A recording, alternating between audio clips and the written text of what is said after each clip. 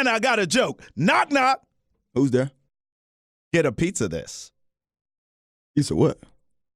Get a pizza this Paisanos deal I'm about to read to you. Paisanos has an amazing special. Get a medium one-topping pizza for just $5.99. Order online with promo code 599pizza at paisanospizza.com. That's 599pizza at paisanospizza.com. Hey, say the joke next time. What? You didn't like my joke? Coming up on the Santana Moss Show podcast. Me and Trav talk about how we spent our bye weeks. I wonder how the Skins spent theirs. I hope studying, because I'm sick of taking L's. Haskins. No time to wait now. The rookie is in. It's about damn time. The week is here. My two former teams meet up. Jets, Skins. Who shall be the winner? I always thought you looked better in 89 than 83. That's just me. Pick 'em. Who you think got it this week? I think I took a big L, but we're not going to talk about that yet because Drake took one too. I can't wait to give Drake the L and to beat you in predictions. All that and more on the Santana Moss Show podcast, which starts right now. Right now. It's a Santana Moss Show. Number 89, hustle all the time. Travis on the right, hot mic on the left. Every single week, it's a lyrical fact. Now I'm ready to go. 25 lighters on the dresser. Yes, sir. Yes, sir. We got to get paid. Santana Moss Show podcast in the hizzy. Travis Thomas here with Santana Moss. I'm just happy to be back, brother. We're happy to have you back, bro. I miss you guys, man. I texted you. Did I not? Tell the truth. Yeah. Did I not text you on the bye week? I was like, what you doing, homie? Where you at? I was just being nosy. Where I stay. I was in the bottom. You hear me? I just hit my man up. I was thinking about him. You said, of course. Right. I should have known. I should have known. I should have known. I was thinking about him. I said, let me hit up Tan, man, see what's going down. How you doing, man? Well, I just shared with you already where I was. So M-I-A-O. my reason of being down there, went home to see the family. This is my second week in a row getting a chance to get down there. It was probably like I only been home since the season started twice, and that was the second time. And you know what? When we first met and started working together, bro, you was home every weekend. Yeah, every other week, if that. But it was good. My son was in the second round of the playoffs. His game, he plays for the Cannonball Wolverines down south, and with 10U, and they was in the second round. And this is the first year ball club, and I wanted to go see it, so I got a chance to go see it live, spend time with the family. I had a longer week because we was off. There was no Redskins to talk about, so I got down there a little early, and they won. So now this week I got to go right back. So today I will be going back to see them play this Saturday in the Super Bowl. You going back today? Yes, they made it to the Super Bowl, and so I'm looking forward to that. And I'm going to have to fly right back that night, Saturday night, because we have to work on Sunday. Redskins against Jets. I am, but this is an opportunity of a lifetime. I shared my kids. I want to give a special shout-out to Cannonball Football Club. This is their first year as a football club. Shout-out to D.C.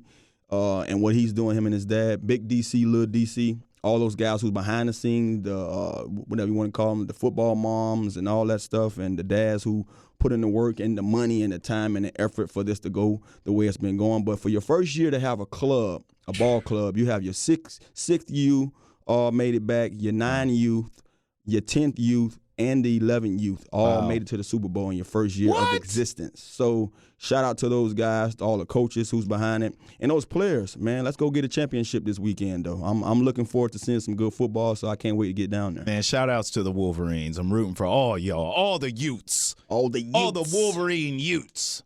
We rooting for you here at the Santana Moss Show podcast. Bro, I went to the beach in November. What? What beach you went to? Virginia Went Beach? to Wilmington, North Carolina. Oh, Wilmington. And one of my best friends just had twins. Okay. And I haven't been able – I think they were born in like July. And I obviously with my crazy life, it hasn't worked out. So I took the bye week because I knew I'd have some time. And I went down to go check them out. Now, do you see how it is when you got a guy like me that grew up in the South and you can just go to the beach whenever, It was like an experience of a lifetime. Like, this is November and I'm sitting here by the water. Now, to be fair, we had to wear like long sleeve. Yeah, because it probably was a little cool. The wind coming off that. But what's interesting though, I give a lot of props to you from being from a true beach town. Mm-hmm. I mean, you can't get more bottom of the map than Miami. Like there, I noticed the people were wearing coats like we wear up here. Oh. And I'm like, it's 65. But that's what we do, though. We do that because it was cold to them. We're not immune to that kind of temperature. So when it drops for us, it's crazy. I told stories all the time about when I was in high school. I used to wear my dad's high school leather jacket. Now, why he had a leather jacket in high school, who knows? Because I know Miami never got cold. But, my dad was a guy that been a lot of places. So you never know where he got that leather jacket from or why, what was the reason behind it. But it was in his closet. And when it got chilly in Miami around this time of year, and chilly was to us like 72, 60, 60. It was high like 65 there, and people were cold. I used to wear the leather jacket to school, and it was hip. It was a hip thing for one. You got an old school leather jacket on, but it's chilly outside. Yeah. So when I came here, I thought I can do that same thing. Remember, I tell you all time and time, I hate putting on a lot of clothes. So I thought, hey, I'll get a leather jacket and be okay. Straight. Man, here you have to have a hoodie, a long sleeve underneath it. You got to have 2 or 3 layers. Some long johns. Your long johns, you name it. I remember shoveling snow here and thought I can go outside with some football gloves on and my little, my little leather jacket or hoodie, and it's gonna be okay. Man, I almost had frostbite. Toes was cold, everything was freezing. And then I told myself, you know what? I'm gonna get one of these kids in the neighborhood to come shovel this snow, because this ain't what I ain't sign up for this. This ain't my forte.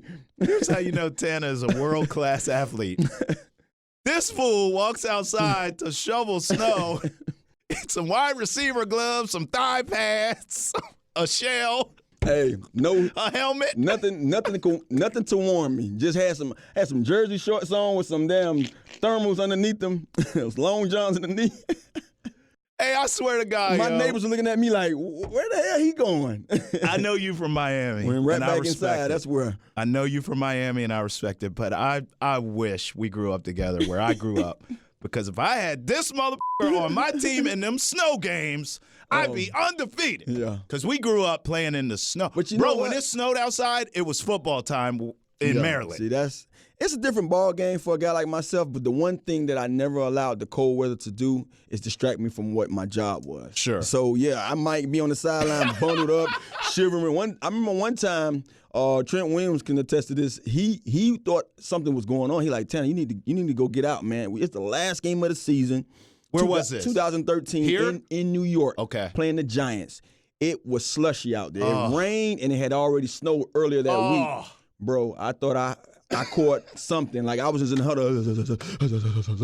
And the crazy thing about it, true story, the crazy thing about it, I remember, and this is not to get at those other guys, but Pierre had done caught for like 100+ catches that year, so he was out the game. And another guy was out the game. So it was me and Lil A, two of the guys that wasn't starting at the time. We the starters for the remainder of the Roberts? game. No, Al Robinson. Okay. Me and Lil A was in the huddle, and Lil A looking at me like, OG, why you still playing? Oh. And I'm looking at the clock. I'm like, bro, it's the last game of the season. At the end of the day, whatever we did this season is going to be defined right here, and screw it. It's cold. We barely can catch. I'm probably going to be dead after this, knock on wood, just talking about how the cold had me. But it's the last game of the season, man. I can't sit here and allow you guys to play because you never know what next year's going to bring you. And to be truthful about that, next year wasn't one of those years that I can sit here and brag about because I didn't play much that year. Right. But, I went out the only way I knew how. So I think about that game all the time when it's talking about cold because I remember sitting there and just shivering and like, man, I could tap out. I don't have nothing to do. I haven't been a starter. I'm a third down guy that come in. I knew my role. So, but just knowing that, hey, this is what it's about. You know what I mean? I'm suited up. Right. And guess what? The starters say they checked out. They done. They done for the day. It's my time. You know what I mean? So I took advantage of the opportunity. Is that the coldest game you played in? One of them, probably the coldest game because I wasn't prepared. You weren't playing. Normally, I know to myself like, hey, put in some foot warmers on your, in your shoes. Yeah. Have some. I've always had hand warmers.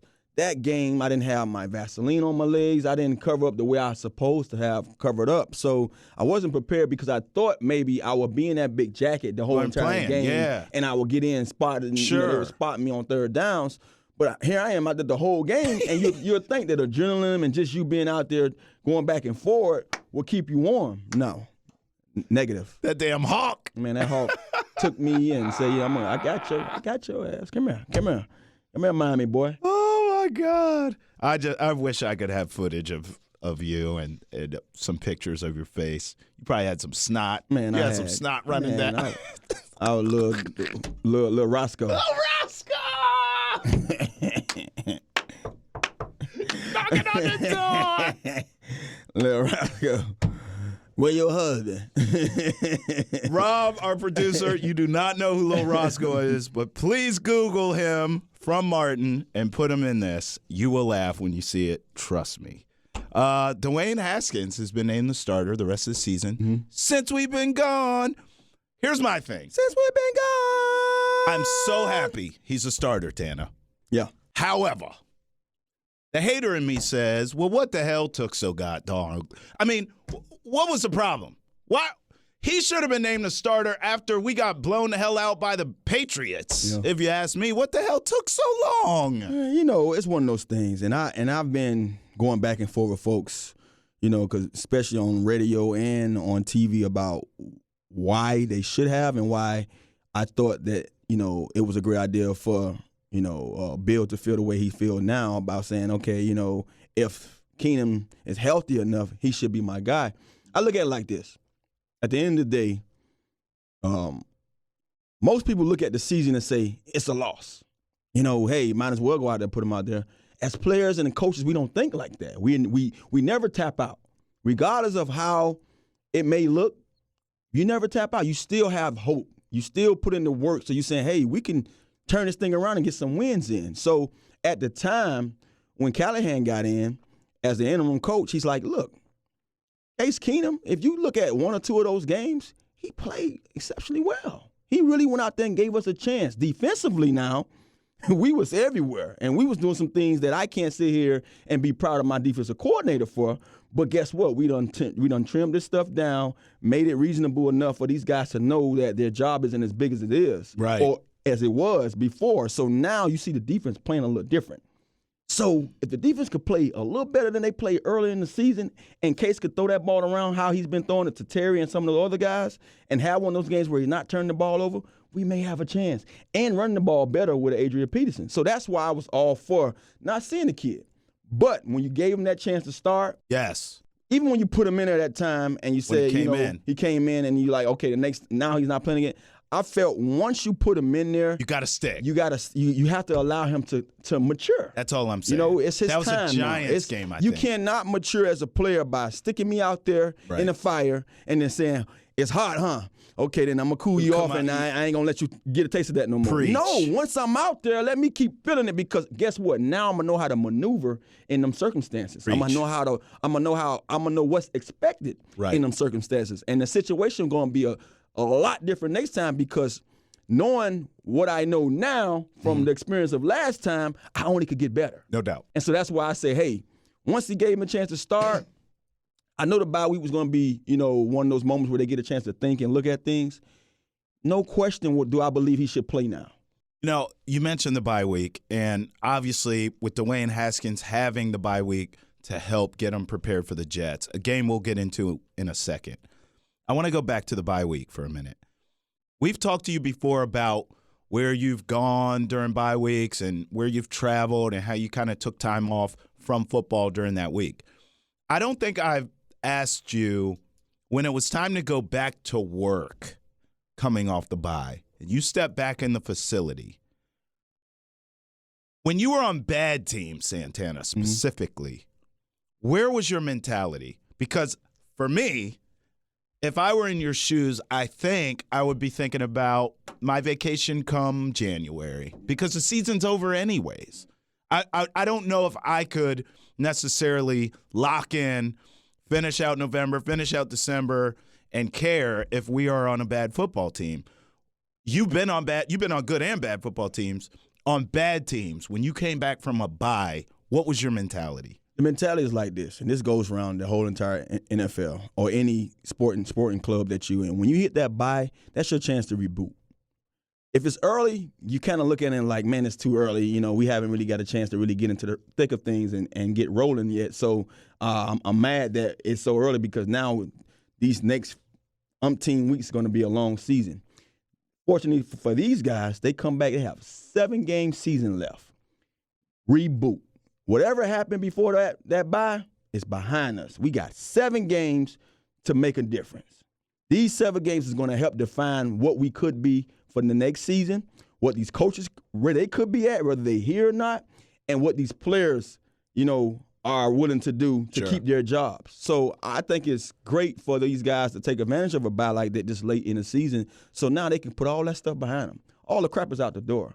You have a 7-game season. You almost compartmentalize. When you come back from the bye, it's a new season. New season. And especially now you have a kid in there that's going to really be, you know, you have Haskins getting a chance to really start. He got 7 games. The 7 games now and the 3 games he played prior to this is equivalent to a college season. You know, he has a college season of football. Now he can really sit down and buckle in and play. So it's no telling what's going to come out of what they display week in and week out because now you have a guy that knows his role. He's this guy. He's the starter. He's going to have the experience every week now to understand what it's like to be the quarterback on this level in this league. Let me put you on the spot. You don't have to mention names, but I kind of need you to call some people out. And here's why. Sometimes I realize when I ask a Santana Moss a question like that, you only know one speed, dog. Like, good team or bad team, you go hard. Yeah, that's all you can do. There is no way in hell, I imagine, on a 53-man roster that everyone has Santana Moss's mentality. So I ask you this. Did you observe, because you're one of the most observant people I know, did you observe guys having the mentality that I said of, season's over. No question. We're back from a bye. I'm just thinking about getting out of here. No question. Guys quit on the team? Look, it's not even about quitting. You're going to have guys that just, look, regardless if you're doing well or not. I've been on teams where we was doing well, and guys already thinking about plans for the offseason. Wow. That just happens. It's certain guys are wired different. Now, I'm not saying those guys don't go out there and give it their all for 60 minutes on Sunday, because they do. It's a lot of guys that. And they're not focused on the. Look, they not focused on nothing but when there's time to play. When it's not playtime, when it's not game time, they're mind everywhere else. I know a guy right now that I can call on that, bro, Monday through Saturday, his mind wasn't on Sunday. When Sunday came, he was ready. A hell of a player, a beast. Went out there and you say, man, how do he do this? But I can tell you, Monday he was calling you to hang. Tuesday, he was calling you hang. You know, he might take a break Wednesday because we just had our first day of practice, but he's going to be hanging in the house. And Thursday and Friday, he was calling you again to hang. Wow. And Sunday, he went out there and lit it up. So you're going to always have those guys. But I can tell you this also. It's different strokes for different folks. If that's the way they get down, it's the way they get down. You can't hate them for how they flock, or how they roll. As long as you're ready to play, when it's time to play, that's all that matters. And that's all I care about. I knew it was guys. Look, I told you myself, when I was young in New York, we went to the playoffs every year except for 1 year in those 4 years I was there. Not knowing what to think about next. My mentality was we could lose. Or, I told you I always had to be proven wrong. Like, prove me wrong. I'm going to always be optimistic about every situation. But I also got a plan for what's next. And as a player, I was always on the fence because I'm like, man, I didn't know the experience on this level. I didn't know how to take in, winning and being able to go on to the next round. Fortunately, I think in those years of making it to the playoffs, I think we went to the second round twice. I know, and second round twice in those 4 years, in those 3 years of experience in the playoffs. And guys would tell me, and my bag's packed just in case. And I used to sit there and be like, just in case what? Right. And due to the fact that I want to get out of this cold too in New York and get home to that, sunny South Florida, how could you pack your bags already and be ready? I don't know what I'm taking. You know what I mean? I don't know what to expect. I don't know how this thing gonna break down or how many days I'm gonna stay up here after we break down and have our exit meetings. But guys was literally ready. They were ready. Had stuff in the cars and stuff, just in case. So, bro, that's New York. Yeah. So that's what I'm saying. New York. So, imagine if you play in Cleveland. You're ready to get up out of there. So it's just, you can always get those kind of guys, but at the same time, even coaches know I can't fault you for how you get down. I mean, I heard Coach Gibbs say it, truthfully, and he say, look, the old me used to want you guys to be, XYZ. I want you guys to be in, show me this, show me that. He said the new me had to understand that it's a different age. You guys going to do a lot, experience a lot, before games. I got to let you live. Wow. But as long as you come out here in 60 minutes and play the way I know that you should play, that's all I can ask for.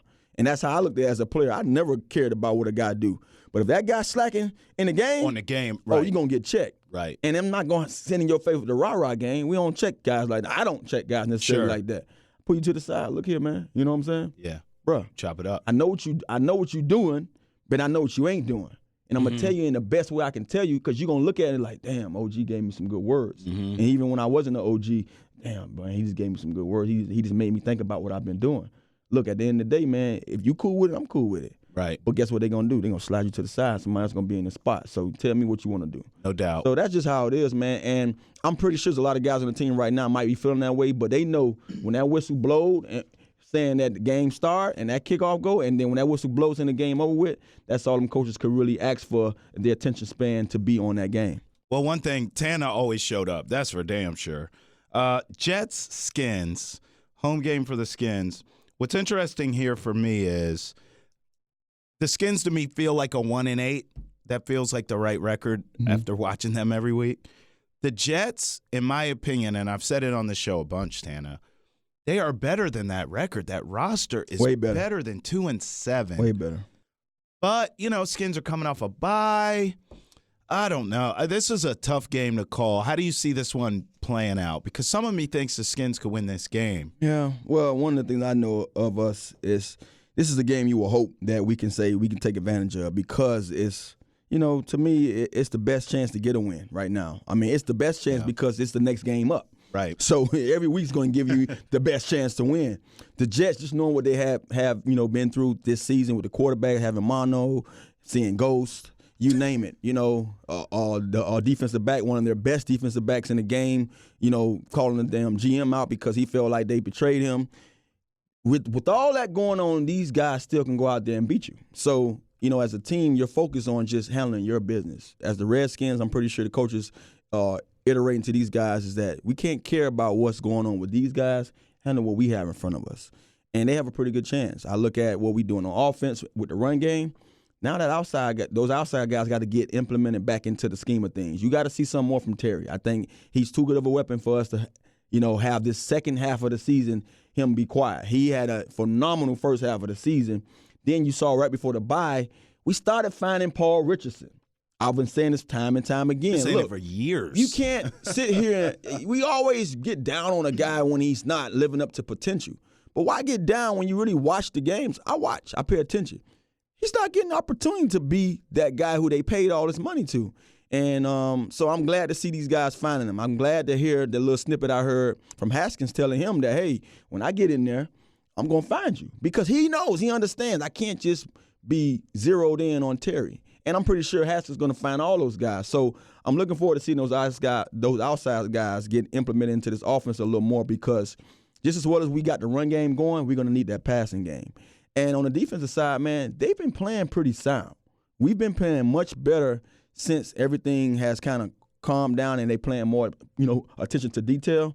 I like what I've been seeing from the guys from the outside rushing. We was worrying about Sweat for a while, and I think the last few games I've been seeing him make flashes here and there.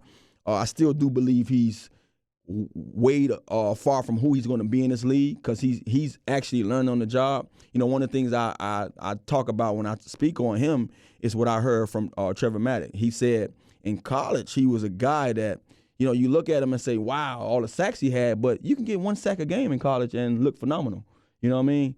he has to play on this level and be a guy that you can really say that can make a difference. Because if he can make a difference at what he does best, getting around those guys, using his length, using his long arms, being able to extend them, push guys back, get them off them, you're going to be able to push those guys or those quarterbacks towards Kerrigan, who's been doing it for a long time, and then allow Kerrigan to do what he knows how to do so well. Just be there and be ready for that guy to come your way. Kerrigan's never been a guy to set the edge and say, okay, I'm going to make it hard for you on this side. He's been that guy that when it comes to his way, he's always answered. So I want to see Sweat do more of that. But with all that being said, I think it's easy for me to say that anybody can win. So I don't want to get caught up into saying this is the best chance to win because it's the Jets. No, the Jets to come out here and give us another L, and we'll be sitting there wondering why. So I think they got to go out there and just handle their business, and they do that, then they should come out victorious. We're going to get into every prediction for this week, but let's start here. It sounds like you like the Skins in this game, Dan.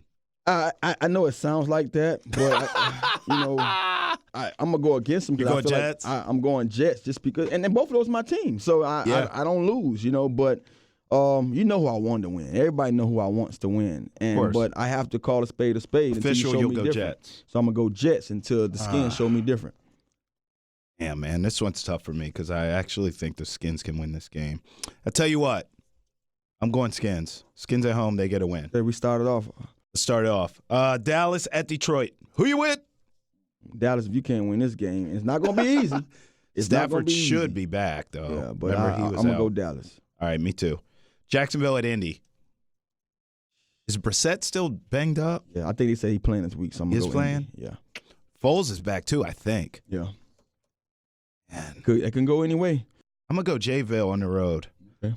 Buffalo at Miami.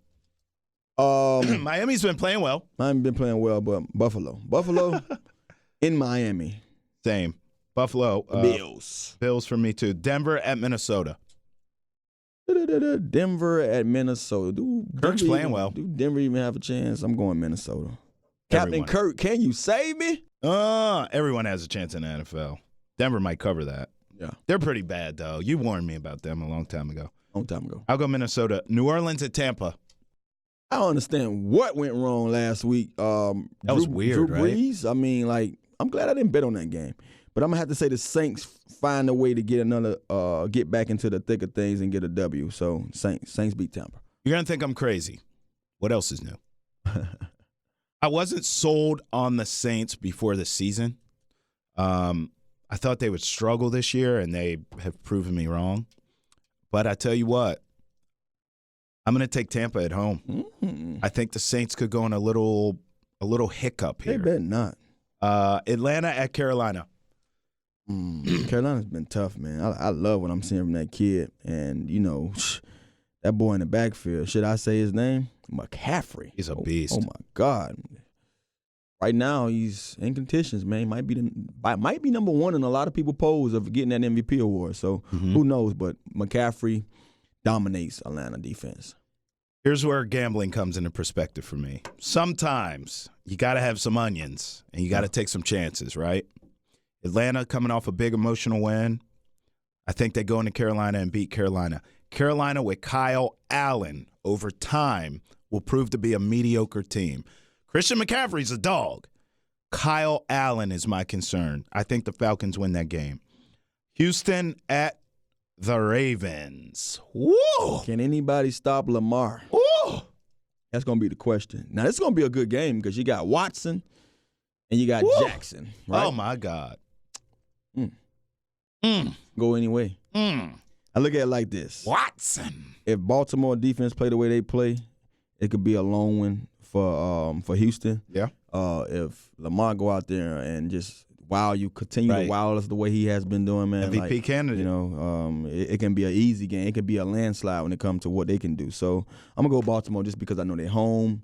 The fans are into it. They love what they're seeing right now with this team. I mean, Baltimore finds a way to just show you that they can be competitive regardless of who's at quarterback with the same mentality of having the defense that they have. But now, to me, it seems like the offense is leading. They are out there leading. But then you can't say you haven't been, surprised of what they're doing in the secondary. This guy come over here from the Rams, and every time he touched the ball, he's picked six. Marcus Peters. So, just seeing him be able to put that behind him, that chapter behind him and flourish in Baltimore already out the gate. I'm loving what I'm seeing that secondary on that defense as a whole, so I have to go with Baltimore. Lamar Jackson is special. Deshaun Watson is better. I'm going Houston on the road. Ooh. We disagree a lot this week. Yeah, I like it. Cardinals at the Niners. Niners, right? Niners lost a tough one, man. That was a tough game. It was a great game, too. I mean, if they had to take an L from anybody, Russ. Of course. So I got to say they get back on in the winning seat. So, too. They'll win this game. I'm taking Niners. Cincy at Oakland. Oakland, right? Oakland. Should we Bro, even say? I'm going to tell you something. You were right about them. Congratulations. Yeah. I didn't see it. I had the dumbass Broncos. What an idiot. Patriots at Eagles. Woo, Lord. Patriots win. Disagree. I'll go Patriots. Chicago at the Rams. Is that the Sunday nighter? It's a Sunday nighter. The Rams should win, but man, I won't be surprised if they lose. Take Chicago. Nah, man, I ain't taking Chicago. I ain't taking Trubisky, whatever his name is, Trubisky. That's what he been playing like. Trubisky. Damn. So you're going Rams? Dope boy. That's what he been playing like. Oh boy. Poke him in the stomach. Giving it away. I'm going Rams. Rams? I'm going Rams. KC at the Chargers. Monday night. Kansas City. I don't want to even get into talk. Yeah, they're too good to go Kansas 6-5, right? Kansas City. Boy, we have a lot we disagreed on this week. Yeah. Our records will be interesting next week for sure. All right, taking L's. This has to be a record. It's between Antonio Brown and Drake for taking L's of who's had the most. I think Drake maybe could be there. He got booed off stage at a Tyler, the Creator festival because the fans were expecting Frank Ocean. Yeah. I enjoyed it as a Drake hater. What did you make of it? This is a humbling experience. Yeah. For Drake. You know what I mean? Everybody needs to be humble sometimes. Yes. I think Drake's been riding high for so long to where, hey, bring yourself back down to earth. Humble pie. But I'm pretty sure if you watch that clip, he understood. He was cool about it. He understood. So I think he took a well. He took an L better than anybody have ever taken one in a long time. A lot of guys in his seat where he stands now in this rap game and music period, it probably would be hard for them to be able to swallow that. He swallowed it well. Should I put a pause on the end of that? No, it's Drake. Exactly. I'm upset. Oh, man. Santana Mall Show is a wrap. Drake, I love giving you L's for the record. Man. Take it. It's a Santana Mall Show. Number 89, hustle all the time. Travis on the right, hot mic on the left. Every single week, it's a lyrical